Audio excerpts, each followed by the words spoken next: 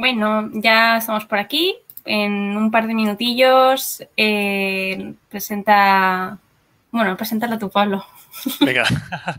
Bueno, la siguiente charla la presenta María Andrea Viñau y se llama Esculite, la desconocida superhormiga. Y bueno, hay que decir que María Andrea es ingeniera de sistemas de la información y trabaja como desarrolladora backend. Y otra cosa que nos gusta mucho, colabora muchísimo con las comunidades de software libre. Es socia de la Asociación Civil Python Argentina, que organiza PyDay NEA, Flisol, autodefensa digital. Ha sido también disertante en PyCon USA, EuroPython y otro evento. O sea, María Andrea está muy metida en todos estos eventos y la verdad es que es de agradecer su participación y su compromiso con el software libre. Pues nada más, simplemente decir que su charla está también, la gente está súper atenta, parece ser que es un tema que interesa mucho.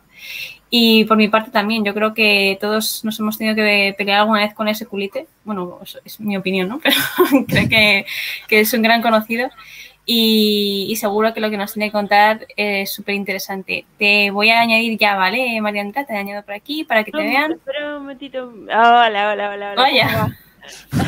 Acá estamos. No te preocupes, no te preocupes. Solamente acá hay una cosita que no sé por qué quedó mal configurada, pero ya lo voy a arreglar. No te preocupes, no hay prisa. Si necesitas arreglar algo. No, acá ya voy.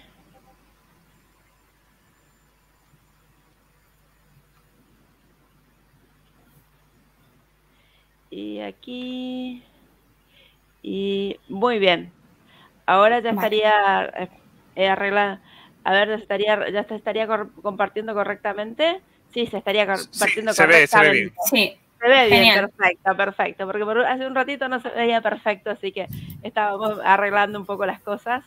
Y bueno, lo que yo quería hablar un poco es sobre Seculite. Me encanta Seculite, lo he usado para un montón de cosas.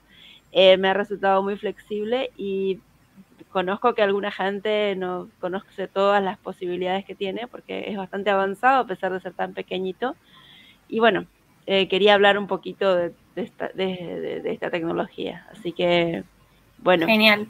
Te dejamos el espacio entonces. Muchas gracias. Bueno, muchísimas gracias realmente. Muchísimas gracias por la presentación. Bueno, me han presentado muy bien. Soy María Andrea Viñó, soy argentina. Más o menos vamos a explicar un poquito cómo es Seculite. Seculite, la verdad, tiene muchísimas ventajas. Está incluida dentro de la biblioteca estándar de Python. Es gratuita, es compacta, es muy rápida, es la más implementada del mundo, ya que está en absolutamente todos los sistemas operativos que ustedes conozcan. Prácticamente no conozco sistema operativo en el que no esté. Es muy confiable porque es uno de los paquetes de software mejor testeados del mundo y es un estándar en tipos de datos, lo cual da una gran ventaja ya que podemos intercambiar datos utilizando Seculite. Seculite, vamos a empezar explicando algunas de las mejores prácticas para usar Seculite mejor desde Python. Vamos a hablar sobre el tema de transacciones, aislamiento y concurrencia. Seculite tiene varias formas de hacer este tipo de cosas. Los índices y alguna introducción respecto de los tipos de datos especiales que tenemos. Muy bien. Primero, los usos de Seculite. Seculite se usa para muchísimas cosas, ya que es rápida y pequeña, y se utiliza, por ejemplo, como base para hacer formatos propietarios de archivos. Yo que vengo del tema de hacer pericias, Autopsy, que es uno de los programas que se usa para hacer pericias informáticas, usa esto como base para su formato propietario, pero hay varios otros software que usan así. Como caché para usar para temporarios, como una versión monousuario cuando nosotros queremos utilizar una demo, para hacer embebidos para IoT, para hacer análisis de datos, es decir, para intercambiar datos con nuestros colegas y poder utilizarlos como un paquete, un formato para intercambiar datos. Importante es recordar que SQLite no es, como toda tecnología, no es apropiada para absolutamente todo. SQLite no es bueno para competir contra bases de datos de, digamos, que son cliente-servidor, que sirven para muchas escrituras concurrentes o que tengan que tener tamaños gigantescos de bases de datos. Para eso están más optimizadas otras tecnologías. Tampoco está muy bien optimizado para ser accedido a través de red. Bueno, vamos a empezar. Nosotros podemos utilizar, ya en el momento de conexión, nosotros podemos utilizar, por ejemplo, algo que se llama Row Factory. Row Factory nos permite agarrar y nos permite utilizar SQLite.row, un tema que no mucha gente conoce. Eso tiene la ventaja de que después podemos acceder a nuestros datos como si fueran un diccionario. No, o sea, cuando nosotros agarramos y accedemos a los cursores, normalmente si nosotros no especificamos esta opción, lo que vamos a tener es una lista, entonces vamos a tener que saber qué está en la posición 0, qué está en la posición 1. Con el uso de Row Factory podemos acceder como si fuera un diccionario. Otra cosa interesante es que nosotros podemos utilizar como si fuera un Context Manager, lo cual tiene la ventaja de que este Context Manager lo que nos va a servir es para cerrar transacciones. Ahora más adelante voy a explicar un poquito qué significa esto, pero esto significa de que todo lo que esté dentro del Context Manager sí o sí se va a escribir en la base de datos completo o no se va a escribir en absoluto. Muy bien. También nosotros tenemos que tener en cuenta que para optimizar un poquito la velocidad, lo ideal es usar la conexión para crear los cursores. Los cursores se crean de todas maneras, a pesar de que nosotros no los estemos creando utilizando el objeto cursor.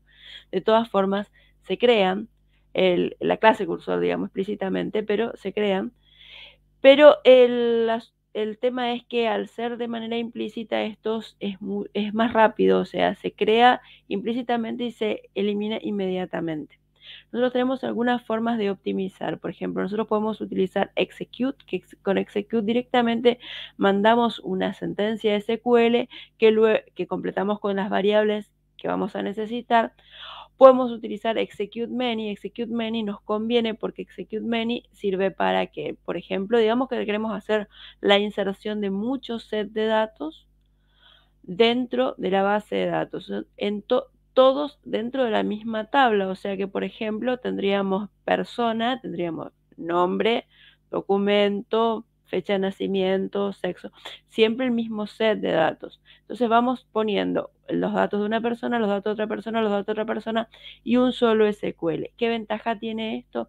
Bueno, pues que la base de datos tiene que compilar una sola vez una sentencia SQL y eso lo agiliza.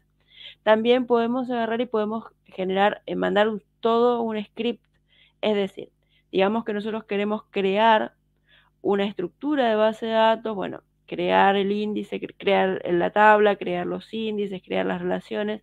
Podemos hacerlo separando por punto y coma y entonces vamos a ir teniendo como un script completo metido dentro de nuestro código Python que se va a ejecutar de una sola vez en la base de datos. Muy bien. Otra cosa que es importante recordar es que nosotros tendríamos que usar comodines. ¿Qué son los comodines? Los comodines son cuando nosotros, en vez de agarrar y armar la sentencia SQL, metiendo dentro de los strings, dentro de las cadenas, los valores, los agarramos y los ponemos un marcador, un comodín de dónde va a estar ese valor y lo agregamos luego. Fíjense en la línea de execute, ahí dice, en el SQL, y ahí ponemos la variable 1, la variable A, la variable B. Muy bien. ¿Esto qué significa? Que nosotros vamos a reemplazar ahí. Pero ¿qué pasa? ¿Qué ventaja tiene respecto de hacerlo nosotros de manera manual? Primero, nosotros evitamos un problema de seguridad informática, que es el problema de cuando hacemos SQL injection, cuando alguien nos hace SQL injection, es decir, cuando aprovecha que nosotros estamos reemplazando valores adentro para ponernos más cosas de las que queremos ejecutar. por ejemplo, poner un punto y coma y poner luego otra sentencia SQL como podría ser drop table y eliminar una tabla, por ejemplo. Otra cosa que también es que como nosotros estamos mandando directamente los valores y es la base de datos las que luego agarra y arma, digamos, el SQL ahí dentro, también evitamos la posibilidad de que existan errores de conversión. Es decir, por ejemplo, digamos que metemos dentro de nuestro string de nuestro SQL un string que tiene comillas o que tiene apóstrofes, en fin, que tiene delimitadores y eso hace que se complique la conversión. Si nosotros lo mandamos directamente como variable a la base de datos, evitamos todas estas posibilidades. Muy bien, es importante recordar que la SQLite se puede configurar, existen bastantes opciones. Cada una de las opciones se elige por medio de pragmas. Existe una gran cantidad de pragmas en SQLite que nos permiten configurar distintos aspectos de la base de datos.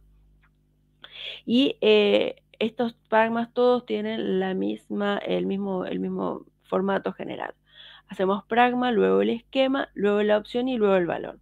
El esquema lo podemos, digamos, omitir, excepto que estemos teniendo abiertas varias bases de datos en simultáneo vinculadas entre sí, que no es lo habitual. Lo habitual es que nosotros simplemente abramos la base de datos que estamos usando y no tengamos más inconvenientes. Entonces la base de datos principal es la que se cambia por defecto. Muy bien. Vamos a empezar. ¿Qué es una transacción en una base de datos? Vamos a dar un repaso muy simple. Una transacción en una base de datos es cuando se graba un grupo de modificaciones de manera completamente atómica. ¿Esto qué quiere decir? Que nosotros o grabamos todo o no grabamos nada. Es muy importante en una base de datos este concepto, o sea que imagínense que tenemos la cuenta de Ana y la cuenta de Beto. Si yo transfiero dinero de Ana a Beto, disminuyo primero la de Ana y luego no subo la de Beto, pues entonces estoy como desapareciendo dinero. Si yo en cambio eligiera subir la de Beto, pero se me corta la ejecución sin haber disminuido la de Ana, me encuentro con que creé dinero, le transferí dinero a Beto sin haber sacado de Ana. Para mí es muy importante que o se cumpla la transferencia completa o no se cumpla ninguna de las dos partes para que la base quede siempre en un estado consistente. Para esto sirven las transacciones y para esto sirve la propiedad de que sean atómicas dentro de una base de datos. Muy bien. Para asegurar esta propiedad de que las transacciones se ejecuten completamente, es necesario tener un login, es decir, tener un lugar donde se vaya escribiendo, se vaya teniendo un log de todas las modificaciones que se fueron haciendo hasta terminar la transacción y que éstas queden firmes, que éstas queden completamente, digamos, aseguradas e incorporadas dentro de los datos. Muy bien. Vamos a escribir, vamos a imaginar que tenemos el write ahead login. Write ahead login, el nombre lo está indicando. Lo que hacemos es primero escribir y luego si necesitamos volver para atrás, vamos a utilizar el login. Es decir, nosotros lo que hacemos es ir escribiendo todas las modificaciones en un log que va a ser el que va a servirnos, y luego cuando este log esté más o menos, digamos, hasta cada cierto punto, desde un punto de sincronización, este log va a ir grabando la información. Si la transacción no se completó, es de este log el que se va eliminando y no queda dentro de la base de datos. ¿Me explico? Es decir, primero escribimos en el log, luego mandamos a la base de datos en determinados puntos que pueden llegar a cambiarse según según la forma en que nosotros configuremos por medio de pragmas los, digamos, el modo de journal. El modo de rollback es el modo que siempre existió anteriormente en SQLite. SQLite anteriormente solamente tenía pero desde hace unos años tiene el write ahead login.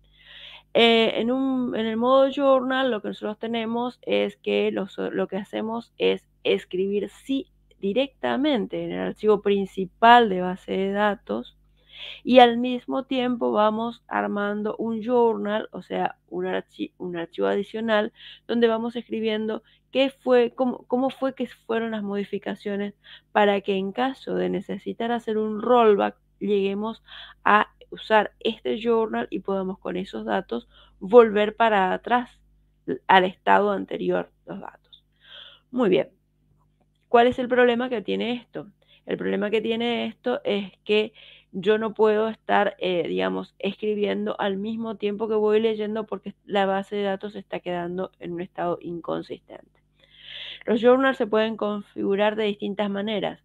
Los journals pueden ser temporales, es decir, una vez que se terminó la escritura, se borra el archivo de journal de la base, del sistema de archivos directamente. Pueden ser permanentes. Permanentes quiere decir de que una vez que se terminó, se cerró la transacción, el archivo queda, pero con tamaño 0, o pueden ser truncables. Muy bien. Finalmente nosotros podemos directamente desactivar el journal, o podemos ponerlo en memoria. En memoria obviamente tenemos el problema de que si el sistema operativo se cuelga o si la máquina se cuelga, directamente se produce un cuelgue total de la máquina, bueno, este journal ya no nos sirve.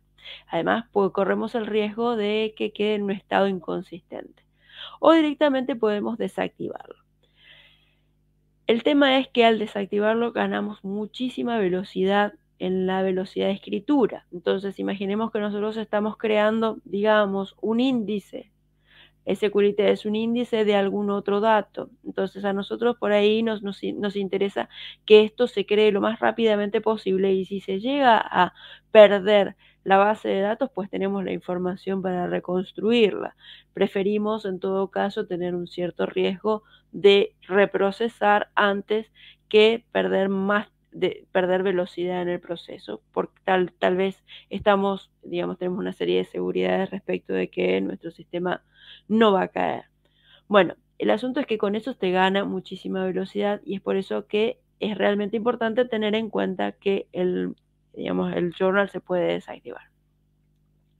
¿Qué son los niveles de aislamiento? Los niveles de aislamiento son, bueno, depende de, digamos que hay varios usuarios que están usando, varias conexiones más que necesariamente usuarios, varias conexiones diferentes, están usando la misma base de datos, y desde estas distintas conexiones, ¿cómo se pueden ver los datos? Es decir, en qué momento, digamos, por ejemplo, en este proceso de transferencia de dinero de Ana a Beto, van a ver cómo, digamos, qué se está haciendo. O sea, van a ver cuando estamos haciendo la primera parte de la transacción, o van a verlo recién cuando se termine. Bueno, ahí tenemos distintos niveles de aislamiento para poder ver cuándo van a ser visibles los cambios. El primer nivel de aislamiento es el exclusivo, es decir, el exclusivo quiere decir de que hay alguien que en forma exclusiva, alguna conexión que en forma exclusiva utilice la base de datos. Hay un solo usuario que lee y un solo usuario que escribe. Otra opción es que un nivel de aislamiento sea de forma inmediata, es decir, lo que hace es lo siguiente, es decir, una conexión avisa que necesita escribir, todas las operaciones se completan, de lectura, de escritura, la que sean, se terminan completamente, bloquea la base de datos, escribe, o sea, escribe, disminuye la cantidad de Ana, sube la cantidad de Beta, es decir, hace todas las transacciones que necesita, y luego finalmente libera la base de datos. Finalmente, la otra opción es diferido, es decir, primero solicita permiso de lectura, luego queda un tiempo en modo de solo lectura. Esto es para evitar de que puedan haber escrituras entre dos conexiones, dos usuarios, que puedan ser incompatibles entre sí, que sean inconsistentes entre sí. Se sigue, sin embargo, leyendo con el estado anterior de la base de datos, luego se completa la escritura y finalmente se libera la base de datos para una nueva escritura, como podría ser. Con esto se maximiza la posibilidad de concurrencia entre varios procesos diferentes, varios usuarios diferentes. Bueno, índices. Primero que nada, es importante entender que en toda base de datos es importante configurar los índices porque eso nos asegura una mejor performance. Una base de datos sin los índices adecuadamente configurados es muchísimo más lenta. Sin embargo, también tenemos que tener en cuenta que si nosotros sobreindexamos, es decir, si nosotros para asegurarnos directamente decidimos que todos los campos son indexables, podemos también obtener una performance menor de la posible, porque nos vamos a encontrar con que es necesario actualizar estos índices en cada una de las escrituras y esto va a generar una cierta demora. Lo ideal es que nosotros usemos los índices para aquellos campos que van a ser claves foráneas, es decir, que nos van a permitir conectar varias tablas entre sí, digamos líneas de factura, por ejemplo, y aquellos índices que nos van a servir para las búsquedas, que nos van a servir para ubicar datos. Muy bien. Nosotros con SQLite tenemos distintas opciones. Podemos, por ejemplo, hacer cosas como indexar solamente algunas de las filas de las tablas. Por supuesto, eso sería para evitar sobreindexar. No solamente indexar solo algunos campos, que serían algunas columnas, sino algunas filas. En este ejemplo, yo estoy mostrando que lo que hacen es, indexar únicamente los líderes de los equipos, no todos los miembros. Otra opción que nosotros tenemos también es indexar por expresiones. Es decir, si nosotros queremos, nos interesa, por ejemplo, buscar por área, digamos que tenemos un índice de terrenos en venta y queremos saber cuál es el área y el área se calcula a partir de alguna expresión. Nosotros, si estas expresiones son determinísticas, vamos a poder utilizarla como base para poder luego hacer búsquedas a través de ella, creando un índice que sea a partir de una función, una función de otros campos. ¿Qué significa determinístico? Bueno, determinístico básicamente significa cualquier función que, dados los valores de ingreso, se sabe se puede calcular cuál es el valor de salida sí o sí. Una función típicamente no determinística sería la función random. La función random, sí o sí, por definición misma, es una función no determinística. También podemos utilizar Full Text Here. Full Text Here nos permite separar por palabras los textos que se indexan. Se generan tablas virtuales y luego podemos utilizar el operador match. Eso nos permite tener una mucha mayor velocidad cuando lo que estamos queriendo indexar son grandes cantidades de texto que están metidas dentro, por ejemplo, artículos completos, libros, etc. Muy bien, y también tenemos para hacer datos espaciales que nos permiten hacer índices para ubicaciones en espacios n-dimensionales y saber cuándo son áreas o espacios que se intersectan. Tipos de datos. Bueno, los tipos de datos que nosotros tenemos son los tipos de datos estándar: string, int, float, int, bytes. Tenemos la posibilidad de meter grandes objetos binarios y JSON, que se incorporó últimamente. El tema de fecha y hora es que la fecha y hora, entonces podemos agarrar y podemos utilizar meter datos de fecha y hora dentro de SQLite si hacemos las opciones apropiadas al hacer la conexión. Nosotros tenemos que poner parse que parsee los tipos declarados. Luego podemos crear tablas con tipos de datos de Python, por ejemplo, timestamp, y luego nosotros podemos insertar y leer los datos en los tipos de datos nativos que estamos utilizando, tipos de datos nativos de Python directamente. Eso nos simplifica bastante la vida. Otra cosa que nosotros podemos hacer es utilizar las funciones de SQLite. SQLite tiene varias funciones que nos permiten operar con tipos de datos de fecha y hora. Nos permiten, digamos, agregarlos, cambiarlos, modificarlos. Acá doy un ejemplo muy sencillito para calcular el Día de la Madre, que el Día de la Madre es el tercer domingo de octubre acá en Argentina. Empezamos con podemos utilizar digamos, la función date, que empezamos ahora, luego vamos al principio del año, sumamos 9 meses, sumamos 14 días y luego elegimos el día de la semana 0, que es el día domingo. Muy bien, con eso hemos terminado más o menos los ejemplos que tenía para darles. Espero que les gusten.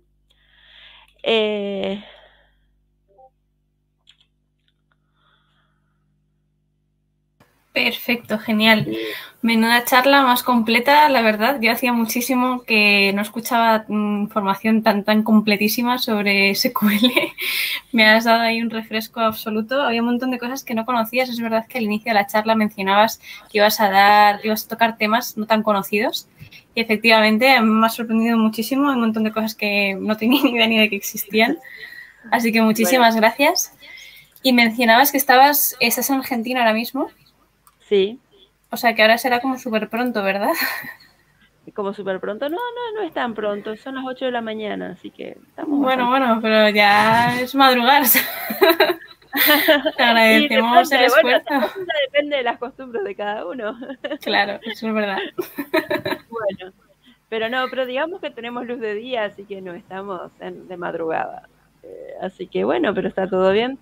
Y bueno, ¿ya paramos de compartir la pantalla? Sí, bueno, teníamos unas preguntas por Discord, que si te parece perfecto. contestamos. Por supuesto, ni un problema. Vale. Te preguntaban por aquí si lo recomendarías para una página web dinámica en producción con el Journal Mode Wall activo. Y, a ver, depende de acá depende de la cantidad de pedidos que ustedes tengan, porque acá está el tema de la escalabilidad que ustedes puedan tener.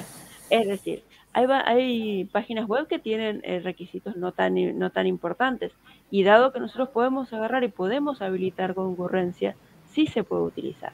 Ahora, si usted, como yo ya en principio de esta charla dije perfectamente, no es un reemplazo para bases de datos como Postgres o MySQL o MariaDB, es otro nicho el que está tratando de ocupar.